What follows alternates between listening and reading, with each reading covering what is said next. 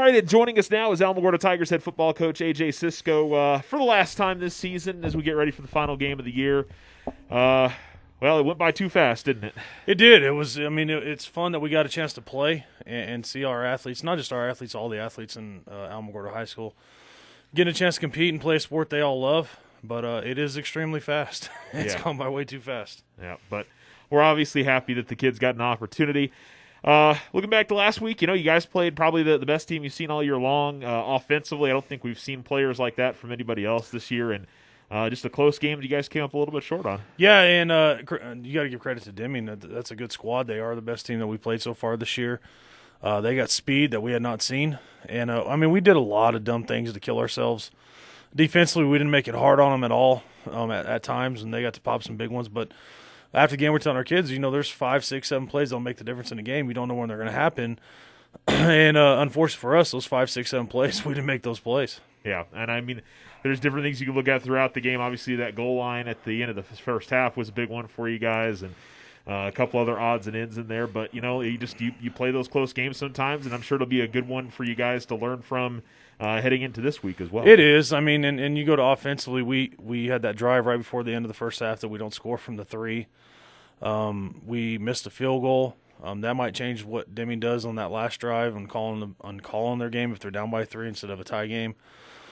We had another drive where I think we're going to be 1st and 10 inside the 30, and instead we're 2nd and 20 after a holding call and on our own 50 or something. And those are things that just killed us. We had success offensively moving the ball. We just found ways to not put points on the board. That drive we got down to the 3 was a 16-play drive. Yeah. And 0 points, and that's unacceptable for us because we're not going to sit there and try to outscore people. We got to make use of every possession we got. Defensively, that big 4th down where it was 4th and 17, and the Razor kid pops one. Credit to them, man. That's a tough kid. He's a good football player. Unfortunately, he's going to be back again next year. He's only a junior. Yeah. But they're physical up front, just like we told our kids, and we talked about. It's a good football team that people don't really understand what Deming football is, and Coach Simmons has done a good job with that program because they don't have a history of being very good, but they've been very good for the last 3, 4, 5 years. Yeah, state semifinalists last year, so that's a good program and a good team that we saw there. So you just try to bounce back, and obviously you guys wanted to try to win all 5 games this year. You don't get that, but you get a very opponent that you guys know very well in Artesia this week, and they've played a tough schedule this year. Both the Roswell schools, they played Hobbs, they played Carlsbad, so they're definitely battle-tested going into this. Oh, yeah, for sure. It's the Artesia's Artesia. How creative was the NMA in scheduling that one for a ball game, right? Yeah. We get a district opponent over there, so it's Artesia. It's something that our kids are not enamored with Bulldog Bowl or any of the hoopla that goes around Artesia anymore. They've seen it. They see it every year or every other year. But it's a quality football program, one of the best ones in the entire state, and we've told our kids from day one when I got here, those are the guys that we got to beat to compete for state championships, and we did it last year, and we got to do it again tomorrow night. Yeah, and I'm sure, you look at the game plan and feel like you guys can maybe do something similar to what you did last year, which was control the clock, run the football, and play your kind of football that you want to going into this game. Hopefully. That's always going to be our game plan against anybody is control the clock and run the ball, but last year we did a really good job of scoring on the opportunities we had. When we had successful drives, we put points on the board, which is huge for us. We played great defensively. Got one big turnover and then a couple of really crucial stops. But that's our game plan from day one. So there's no bones about it. Artesia knows what we're going to try to do anyways. But we got to be successful and we got to capitalize and put points on the board when we get chances. Yeah. Bigger picture stuff. what's been the word to the seniors? I saw a picture on the Facebook page of all the guys together this morning. It was their last practice, and what have you been talking to your guys? This is going to be their last game. Yeah, and we haven't really approached it in that regard in talking to them about their last game. We mentioned it to them.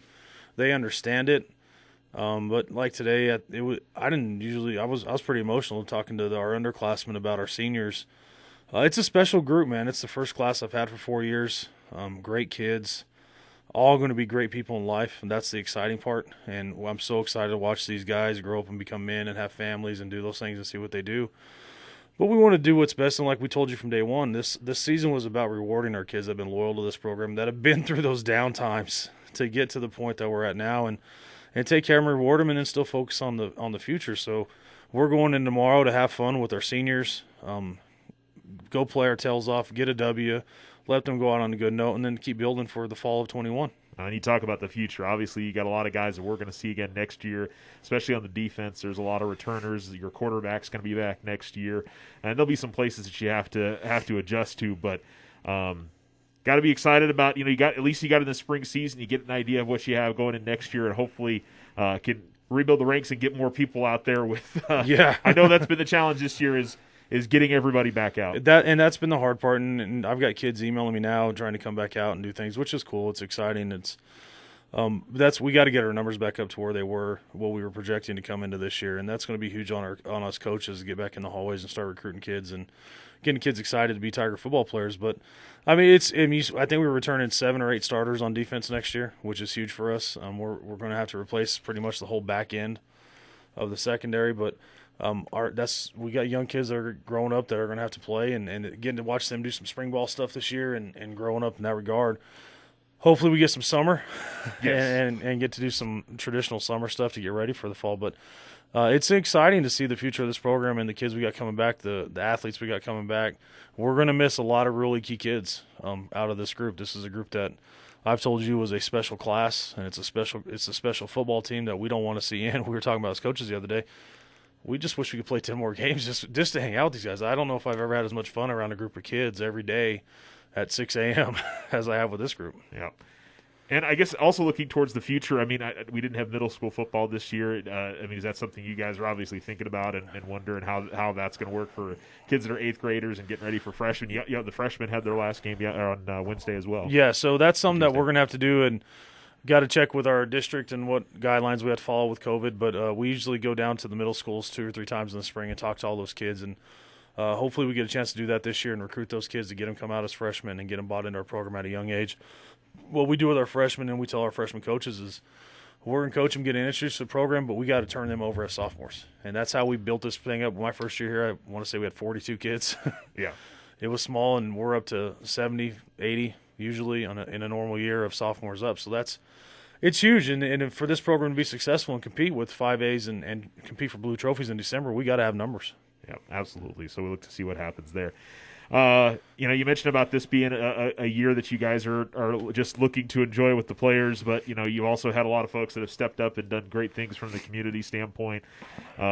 It's been and to see the crowd that came out on Friday night, I'm sure was a lot of fun for everybody. It's cool, man. This is such a cool little town that it's got the opportunity that many places don't have in 5A or 6A football, being a one-school town. So seeing this community rally around not just our athletes, but all athletics going on, all the athletes that are getting to play. Now you got basketball going, baseball and softball and spring sports start on Monday. It's fun. It's really hectic. Yeah, no kidding. Especially probably for you running around all the time. But it's fun to see all this and to see such a cool community and a good community to take care of our kids and support Tiger athletics in general. Well, Coach, it's been fun. It's been nice to get back to some sense of normalcy and do things that maybe a different time of year, but it's been a lot of fun. Coach, appreciate all the time this season, and good luck tomorrow. I appreciate it, man. We'll look forward to seeing you again next fall. Go Tigers. All right.